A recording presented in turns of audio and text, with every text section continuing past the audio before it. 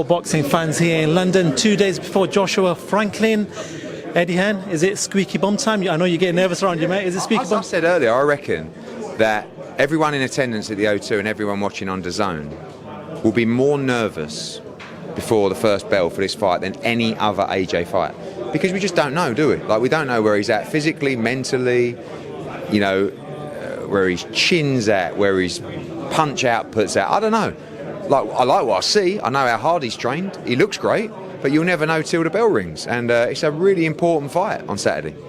There's an argument for AJ for the last couple of fights that he hasn't been risky enough. We saw the brutal, aggressive AJ in the first 15 fights of his career. Since then, he's had a few hiccups along the way, you know, a few great fights, a few hiccups along the way. People are saying he's not got that aggressiveness to him. Do you believe with Derrick James that we can see a little bit of that old AJ? I think that... cheers, mate. I think that every fight's different. You know, I feel like he was aggressive in the second Usyk fight. Not as aggressive as he needed to be, but much more aggressive than the first fight. In other fights, people talk about he wasn't aggressive in the Andy Ruiz 2 fight. He was told to box and move from the outside and win every round. So I definitely think he's not aggressive as he once was, because he was a naive heavyweight once. He's just understood that, you know, you can't just be reckless all the time. His defence is excellent, but you know, sometimes the best form of defence is attack. And I said to him, when you let your hands go, you put the fear of God into everybody, and that's what I want him to do on Saturday. Obviously, he talks about knowledge on the press conference top table. One thing he did say that was a bit that caught a few people out was the UK's a bit dead. I can't wait to get back to Texas. Is he falling out of love with the UK? They're probably falling out of love with opinions. You know, like it seems that whatever he does, he's going to get criticised, or people are going to have opinions on him. And like when you go to America, obviously not as many people who know who he is. People are less opinionated, actually, about boxing and in general in America. And it's probably the freedom to move around like a normal person. But, you know, I think people also analyse what he says a lot, like, oh, I can't wait to get back to Texas. Like, it's like, wow, AJ's turning his back on the UK. Wow. It's like, no, it's just saying, I enjoyed it out there, can't wait to get back. So, yeah, I think he's going to enjoy the O2 on Saturday. He can talk about, you know, oh, it's just another venue. It's not. It's where you made your debut. It's where you won the Commonwealth title, the British title, the world title, and it's a special place, and it will be electric on Saturday. He said on Monday, when he had the red carpet event, that Tyson Fury needs him. Why do you think Tyson Fury needs him? Well, he needs him for the money that he wants to make. He can't make the money that he wants to make out of Usyk.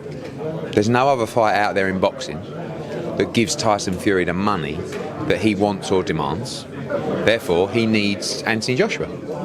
Just like AJ needs Tyson Fury for the kind of money that, say, AJ's asking for, but like that level of money, he needs Fury to achieve that. And we know Tyson Fury's all about the money, and therefore, there's a chance for you to make a shed load. We saw Prince Khalid here from Saudi Arabia. In Saudi, it looks like they love AJ. There's a big AJ fan base out there. If AJ and Fury were to discuss deals out there, not with each other or just for fights, who would the Saudis pay more money to, do you believe? Well, it's a bit of a silly question, because they didn't want to pay the money for Tyson Fury, and they paid the money twice for Anthony Joshua.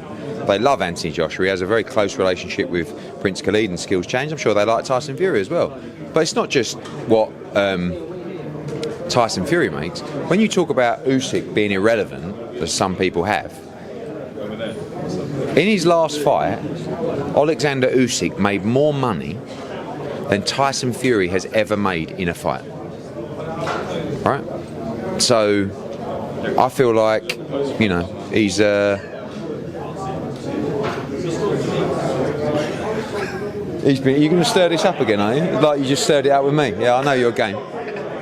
Just trying to figure out who said what. Yeah. Means it. First of all, I want to say sorry because I got a big mouth. I can't control my big mouth. We had a nice chat the other night, and then I saw another interview where you mugged me off. I know. I'm like, what are you saying? I'm sorry. Can we shake on it? You know what, from now on, I'll keep my mouth shut. It's alright, listen, you always speak your mind, but there's certain things that I'm like, what? I know. I apologise. Don't glass me, please. Alright. Listen, if it was 5 years ago, I'd be apologising to him because he might glass me. You know what I mean? Like, now he's chilled a little bit. So Yeah, sorry. So now we're on to Tyson Fury. I want to talk about the Mail. The Mail released an article with your quotes in it saying that after this fight, you know, never said what you read. Never said those words or the way it was written. That was a conversation with myself and Jeff Powell outside a lift going up to the media event the other night. What I said to Jeff Powell was, we already have the basis of a deal from last time. I've spoken to George Warren. I believe if AJ performs, then we expect to try and move forward with that fight. I've already told George. And George is sensible. He knows that the worst thing we can do is go to Fury and go to AJ, and the next thing they're at it on Instagram. It's just us working behind the scenes. But I feel like the public will do our job for us. If AJ looks great on Saturday night and wins in style, the whole country is going to tell us, make that fight now. So we'll see. Everything leans on Saturday. Spoke to Matthew Macklin about the Fury Usyk, the fight not happening, the breakdown. He said, listen, you need to... I'm not sure. Garth Davies on my left-hand side. I don't know what he's first in the last day. He does more interviews than anyone else on earth. There is a clue. Give us a cheeky little wink. There we go. We'll get him later. Okay, sorry, I don't know what that was, but yeah, I spoke to Matt Macklin. He said, listen, for fans to force fights, they should boycott Fury and Usyk's next fight. We need to see that fight. Do you think things like that can be done? Do you think fans can boycott fights to dictate the next fight? No, I love Matt, but that's a wild one. Do you want to talk about the article from Robert Smith, some of the quotes coming out from Robert Smith in regards to Conor Benn? It seems that they're not going to allow for the Eubank Conor Benn fight to happen. They said anyone that's involved. Yeah, I mean, they can't not allow the fight. But anyone that's involved could potentially get fined, suspended, trainers, everyone else. What's your response in regards to that? Wild. Never seen anything like it. I mean, some people are on a propaganda mission. Never seen the board come out doing interviews about disciplinary matters like this. I mean, they've got other fighters, world heavyweight champions that have failed tests and they've never actually made one comment on it. Really? Seems to be full of agenda, and if they want to have... Yeah. I need a fight. Who you want to fight? Gonna give me Dylan one. I like that. We talked about that. I think it's still a good fight. Why can't we do it? Could do it. You can promote that yourself in Saudi. You could actually be the promoter and fighter. But right now in Saudi we can't because it's sunny, it's hot now. But what you could do is you could go to the press conference and say, and we're joined here today, Derek, how you feeling? Big night ahead. Yeah, I feel great actually. Promoter and fighter. I like the Dillian White fight. My question, Eddie. I like the Dillian White fight. What other fights for you? Dillian White. Luis Ortiz? Don't like southpaws, do you? You hate southpaws. What about when you hate southpaws so much and we put you in with what's his name? Spilker. Yeah, and he's like, I'm not fighting a southpaw. Goes in there and absolutely irons him out in 2 rounds. You know what I mean?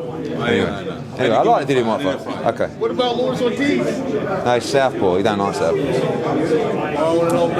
Sorry, Conor, just a final one. Yeah, so what I was saying was, Conor Benn, this is not about us using another commission in the jurisdiction of the British Boxing Board of Control. This is about Conor fighting internationally, approved by the commission in that country, and if they don't grant Chris Eubank Jr. permission to box, that's up to them, and it will be up to Chris Eubank Jr. to fight under perhaps the jurisdiction of the country that we're performing in. But all very strange and sad. And when I talk about I want to bring everybody together, Robert Smith makes those comments, then Conor Benn goes berserk. I mean, it's a huge restraint of trade. I mean, the board are actually contacting commissions around the world, asking them not to license Conor Benn, which is absolutely outrageous and a major problem for them. So I'm not going to say too much right now, but if we want to try and find a solution, it's wild. I've never seen anything like it.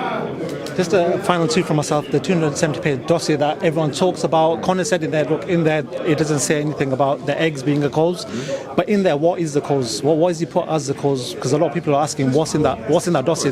He mentioned it. Watch the Piers Morgan. I mean, I think he had 3 or 4 points from it there. But when people say, why don't you release that to the board? He's in a legal process with the board. He's not going through an appeal. When we sit down with the British Boxing Board of Control and everyone's sensible, of course he'll produce that if he wants to be cleared to fight in this country. But at the moment, he's not really up for a conversation with the British Boxing Board of Control because of what they're doing right now. So, to be honest with you, it's a complete mess. Final one, Kell Brook. Your good old mate Kell Brook and yourself were sat in your office, took a picture. He seems happy. What was said in that meeting? Oh, we just had a good chat. We had some great memories, really. You know, we've been involved in some great fights. He wants to fight Conor Benn badly, but he won't be ready till September, October. So once Conor Benn knocks Chris Eubank out, I think he should fight Kell Brook. Eddie Hearn, always a pleasure to talk to yourself. Thank you very much to talk to pro boxing fans.